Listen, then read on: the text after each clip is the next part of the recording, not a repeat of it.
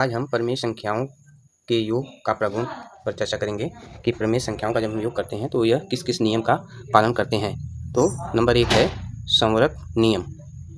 संवरक नियम या संवरक प्रगुण। यदि P/Q तथा R/S दो परिमेय संख्याएं हैं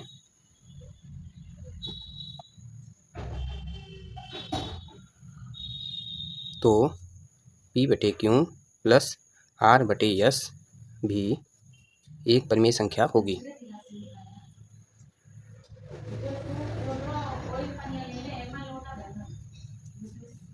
यहाँ पे दो परिमेय संख्याएं हैं, अगर इनका जो है योग किया जाएगा तो जो तीसरी संख्या प्राप्त होगी वह भी एक परिमेय संख्या ही होगी। फॉर एग्जाम्पल 2/-15 धन -9/10। अब हम यहाँ पे -1 से ऊपर नीचे गुणा कर देंगे तो जाएगा -2/15 धन -9/10। हम इनका 15 और 10 का लघुत्तम लेंगे, 30 प्राप्त होगा। 15 दूनी 30, 2 दूना 4 धन -9, 10 तिहाई 30, यहाँ पे गुणे 9 गुणे 3, यह हमको प्राप्त होगा -4 27/30, यह जाएगा -31/30, जो कि एक परिमेय संख्या है। यहाँ पे यह दोनों परिमेय संख्याएं हैं। 2/15 धन -9/10, इनका हम योग कर रहे हैं तो जो प्राप्त हो रहा है -31/30, यह भी एक परिमेय संख्या है। इस तरह से यह संवरक नियम का पालन करती है। दूसरा है क्रम विनिमय प्रगुण या क्रम विनिमय नियम। क्रम विनिमय प्रगुण या नियम। यदि यहाँ पे देखते हैं, यदि P/Q तथा R/S दो परिमेय संख्याएं हैं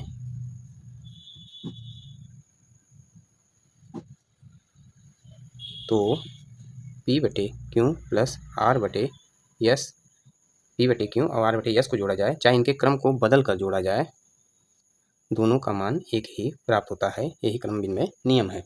अब हम एग्जाम्पल के द्वारा इसको समझते हैं।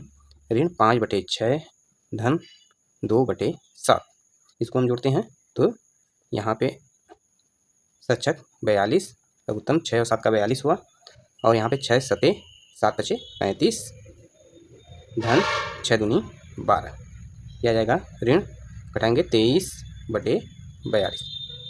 अब हम इसके क्रम को बदल कर देखते हैं। क्रम बदल दिया हमने, 2/7 धन 5/6।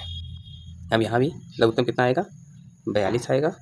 6 दूनी 12 धन 35, यह आ जाएगा 12 35/42 आएगा 23/42। यहाँ पे भी हमको 23/42 प्राप्त हुआ। क्रम बदल कर जोड़ने पर भी हमको 23/42 प्राप्त हुआ। इसलिए यह क्रम विनिमय नियम का पालन करती है, पालन करता है। अब हम तीसरा देखेंगे। अब हम देखते हैं कि यह साहचर्य नियम का पालन करती है कि नहीं करती है। तो यहाँ पे यदि P/Q R/S T/U तीन परिमेय संख्याएं हैं, परिमेय संख्याएं हैं, तो किसी दो संख्या को जोड़कर उसमें तीसरी संख्या जोड़ने पर मान बराबर प्राप्त होगा। जैसे हमने P/Q प्लस R/S को जोड़ा और इसमें हमने T/U को जोड़ा, और उसके बाद हमने P/Q में पहले R/S धन T/U को जोड़ा, फिर इसमें P/Q को जोड़ेंगे तो दोनों का मान हमको बराबर प्राप्त होगा। यही साहचर्य का नियम है। अब हम एग्जाम्पल के द्वारा इसको समझने का प्रयास करते हैं। तो पहले देखते हैं कि 2/3 धन 3/4, इसको हम जोड़ते हैं धन 1/5 में। अब यहाँ पे हम इसको पहले जोड़ने के लिए 4 तिहाई 12 और 4 दूनी 8 धन 3 त्रिका 9 धन, यहाँ पे हम ऋण 1 का ऊपर नीचे गुणा कर देते हैं तो आएगा -1/5। अब यह हो जाएगा 1/12 धन -1/5। अब इसको हम देखेंगे 12 और 5 का लघुत्तम 60, तो हो जाएगा 5 और यहाँ पे ऋण 12, यह आ जाएगा ऋण 7/60। अब हम दूसरा देखते हैं, ऋण 2/3 धन इसमें 3/4 धन 1/5 को जोड़ते हैं। पहले हम इधर 2/3 ऋण 2/3 धन 3/4 को जोड़े, अब हम 3/4 धन ऋण 1/5 को जोड़ते हैं।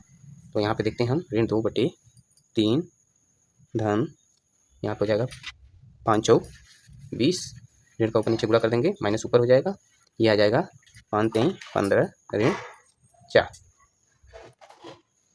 यह हो जाएगा ऋण 2/3 धन 11/20, लघुत्तम आएगा 3 और 20 का 60, तो जाएगा 20 दूना 40 धन 11 3 35, यह आएगा ऋण 7/60। इस तरह से हम देखते हैं कि 3 अगर परिमेय संख्याएं हैं तो किसी दो को जोड़कर हम उसमें तीसरी संख्या जोड़ेंगे तो मान हमेशा बराबर प्राप्त होगा, इसलिए यह साहचर्य नियम का पालन करता है। तो हम इस तरह से जानें कि परिमेय संख्याओं का योग तीनों नियमों का, संवरक नियम, क्रम विनिमय नियम और साहचर्य नियम का पालन करता है। हम आगे अपने वीडियो में देखेंगे कि परिमेय संख्याओं का घटाना किन किन नियमों का पालन करता है। Do like, share, comment and subscribe.